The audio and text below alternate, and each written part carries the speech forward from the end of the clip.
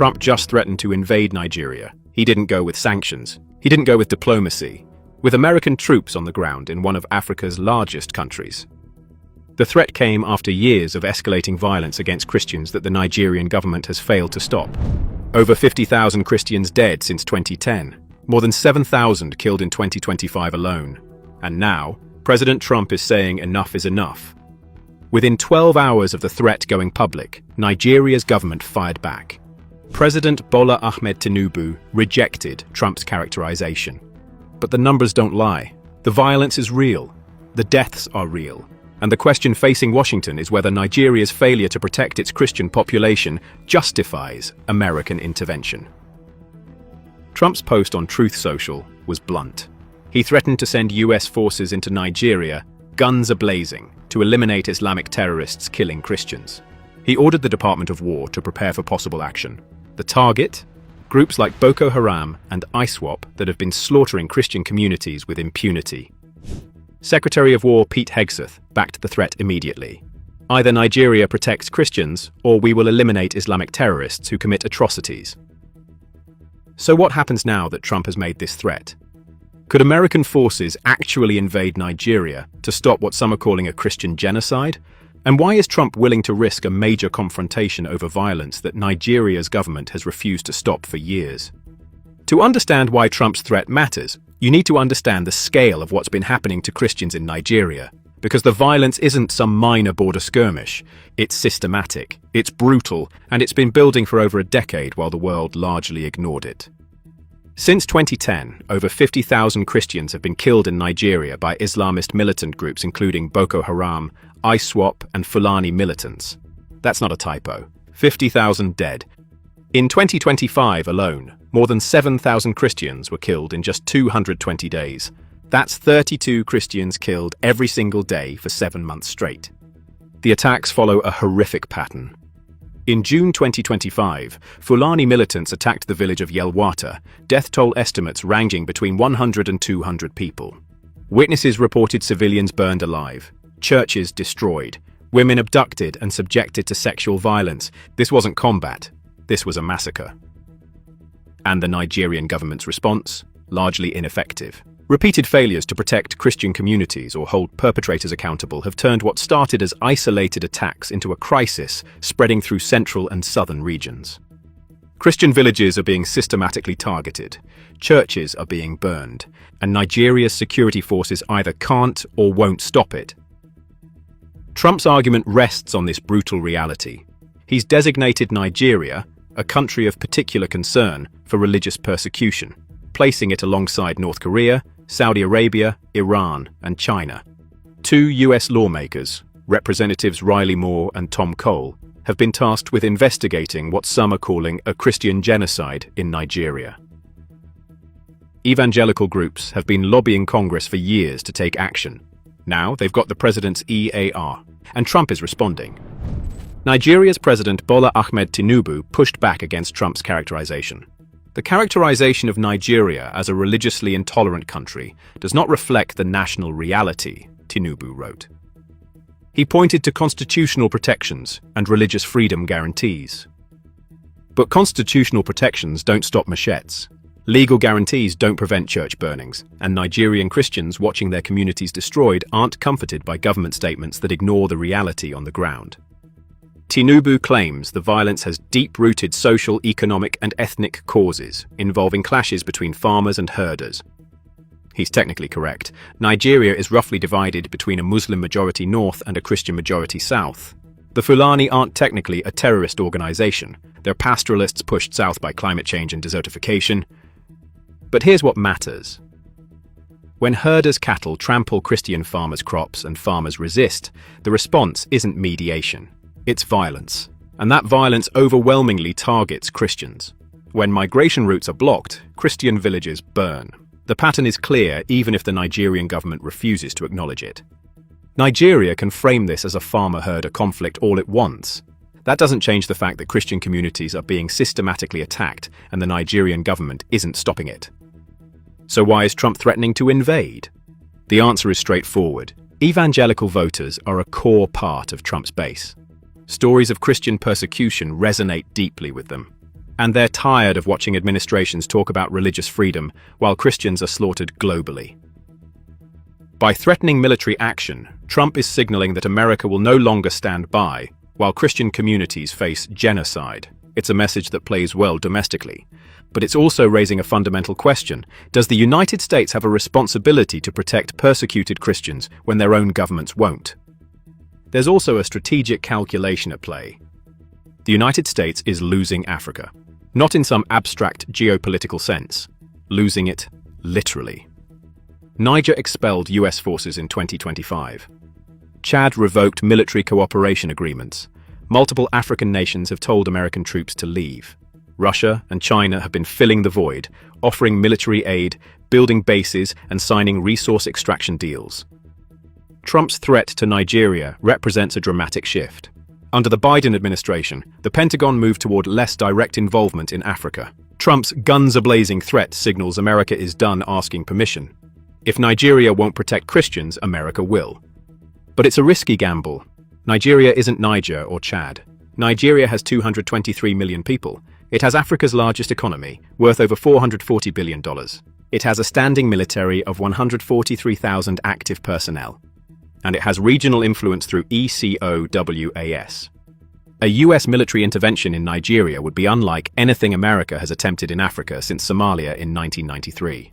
That ended badly. Black Hawk down. 18 American soldiers killed in a single day in Mogadishu. The US pulled out shortly after. Nigerian officials remember, the foreign ministry's response emphasized sovereignty and constitutional protections. The message to Washington was clear: we're not your client state. Don't treat us like one. But sovereignty doesn't give Nigeria the right to allow Christian genocide on its soil. Trump isn't threatening to support Nigerian forces against Boko Haram. He's threatening to bypass the Nigerian government entirely because that government has proven incapable or unwilling to stop the slaughter. That's an invasion by any definition. Operating on another country's territory without permission is a violation of sovereignty. But it's also a moral calculation. At what point does the international community have a responsibility to intervene when a government fails to protect its citizens? Consider what a US military operation in Nigeria would actually look like. American forces would need to identify and target Boko Haram and ISWAP fighters operating across northern Nigeria. These aren't conventional armies. They're insurgents who blend into civilian populations. If Nigeria refuses to cooperate, American forces would be operating without local intelligence. That means higher risks of civilian casualties, which could inflame the very communities America claims to be protecting. And that's assuming the operation stays limited. Trump said the attack would be fast, vicious, and sweet, but counterinsurgency operations are never fast. The US spent 20 years in Afghanistan. Boko Haram has been active since 2002. These aren't groups you eliminate in a quick strike. The ripple effects would extend far beyond Nigeria. If the US invades Nigeria over religious persecution claims, it sets a precedent. Several African nations have Christian minorities facing violence. Would they be next? It's a question that terrifies some governments, but for persecuted Christians, it might be a lifeline.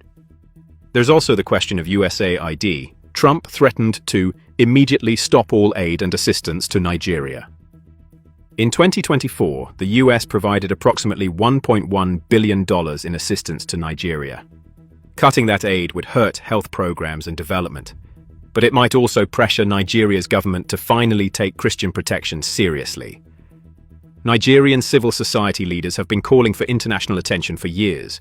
Some want support and resources. Others are desperate enough to welcome any intervention that stops the killing. Years of attacks with minimal government response have left Christian communities feeling abandoned. Trump's threat has problems, though. Yes, Christians are being killed. But framing this purely as Islamic terrorism versus Christians oversimplifies the conflict. Muslims are also victims of Boko Haram and ISWAP. These groups target anyone who doesn't submit to their extremist ideology. The farmer-herder conflicts kill people on both sides. The violence follows resource competition as much as religious hatred. But from the perspective of Christian communities watching their churches burn, these distinctions don't matter much. They're being attacked. Their government isn't stopping it. And now America might. This matters because Trump's framing could make the situation worse. If the US frames its intervention as protecting Christians from Muslims, it risks turning localized conflicts into a broader religious war. It gives Boko Haram and ISWAP exactly what they want: proof that the West is attacking Islam. That narrative helps recruitment. But the counter-argument is simple. What's the alternative? Continue watching Christian communities slaughtered while doing nothing because intervention might be complicated. Nigerian security forces have been fighting these groups for over a decade with mixed results. There have been some successes, but clearly not enough. Christian communities continue dying, and Trump's calculation is that support hasn't worked. Maybe direct action will. Why the threat now? Part of it is Trump's personal style. He prefers dramatic threats and maximum pressure. But the timing matters. Trump is facing pressure from his evangelical base to do something dramatic on Christian persecution. Threatening military action checks that box. It generates headlines. It shows he's willing to act. Whether it actually helps Christians in Nigeria is the real question. Some welcome any attention to their suffering, but others worry that American military intervention would make them targets. Being seen as aligned with a foreign power could provoke retaliation. This puts Trump in a difficult position. If he backs down, he looks weak to his base. If he follows through, he risks a diplomatic crisis and potential military quagmire. If he cuts aid without military action, he punishes Nigerian Christians along with their government. The practical question remains: how exactly would US forces eliminate Boko Haram and ISWAP? These groups operate across borders. Eliminating them from Nigeria just pushes them elsewhere. Counterinsurgency experts know this. It's called the whack-a-mole problem. Those root causes include poverty, corruption, lack of economic opportunity, and weak governance. Northern Nigeria has some of the highest poverty rates in the world. These conditions create recruitment pools for extremist groups. Military action doesn't fix that. Development and governance reform do, but those take time, and Christians are dying now. Trump's threat treats a multi-decade crisis as something American military force can solve quickly. It's the same thinking that got the US into extended wars in Iraq and Afghanistan. But for Trump's evangelical base, doing something feels better than doing nothing. The Nigerian government is now in crisis management mode. Behind the scenes, Nigerian diplomats are working channels in Washington to find off-ramps. But Trump's public threat makes that harder. He's committed himself. Walking it back looks like weakness. What happens next depends on several factors. Does Trump follow through with aid cuts? Does he increase sanctions on Nigerian officials? Or does he actually order military preparation? The Department of War hasn't commented publicly beyond Hegseth's initial statement. That silence is notable. Military leaders understand the risks. They know the lessons of Somalia, Iraq, and Afghanistan. They know fast, vicious, and sweet isn't how counterinsurgency works. African reaction has been sharp. Social media across the continent lit up with criticism. Many see this as American imperialism. But for some persecuted Christian communities, it's the first time a major power has threatened real action on their behalf. Russia and China are watching carefully. Trump's threat plays into their narrative that America doesn't respect sovereignty. They can offer partnership without military threats, but they also don't intervene to stop religious persecution. The broader question is what this means for US-Africa relations. If this is how Trump handles Nigeria, what happens when other nations face similar crises? Does every outbreak of violence trigger military threats? That's not sustainable. But neither is watching Christian communities destroyed while doing nothing. Trump's threat exposed something fundamental about American foreign policy tensions. On one hand, sovereignty matters. On the other, human rights matter. When governments fail to protect their people, does the international community have a responsibility to act? For Christians in Nigeria, Trump's threat is complicated. It brings attention to their suffering, which is desperately needed. But it also risks making them pawns in a geopolitical confrontation. If US military action comes, they'll live with the consequences. The tragedy is that solutions exist. Supporting Nigerian security forces with training and equipment, intelligence cooperation, development programs, civil society support. These approaches don't make dramatic headlines, but they work better than invasion. Trump chose the dramatic headline.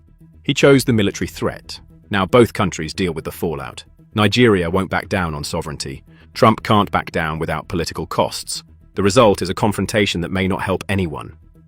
But for Trump's evangelical base, the message is clear. America will no longer ignore Christian persecution. Whether that translates into actual protection for Nigerian Christians remains to be seen. Africa is watching, and they're taking notes.